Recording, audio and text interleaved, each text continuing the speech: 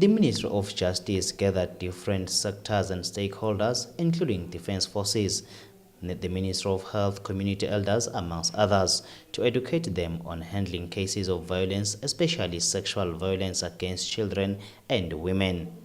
The Ministry of Justice aims at establishing one-stop centers countrywide, or at least in government institutions, to eliminate expenses of survivors that they had to go through to seek professional help, yet they are usually in no state to travel up and down.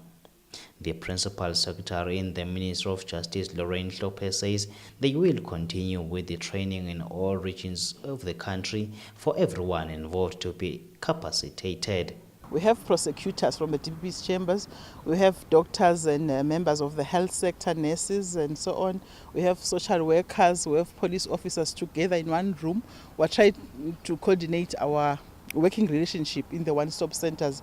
We have, with the assistance of UNICEF and PEFA, set up one-stop centers in all our health, in most of our health facilities regionally.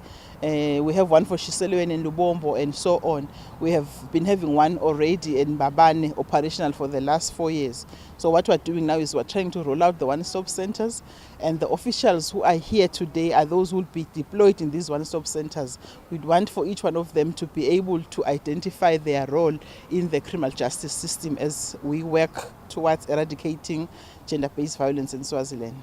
We have prosecutors who are already trained in law, who know how to handle cases in court and so on, who've been trained previously also by government on how to handle vulnerable witnesses. The same with the police, they've received such training, and the nurses, they are able to treat patients. They've been giving evidence in our courts on matters involving sexual abuse and so on. So this kind of training is merely really a sensitization workshop and a way of coordinating our working relationship with each other in the criminal justice system, so that we do not work in silos but rather coordinate the way we handle such matters. The one-stop center is currently in Mbabane, and the ministry aims at expanding it to other government institutions countrywide.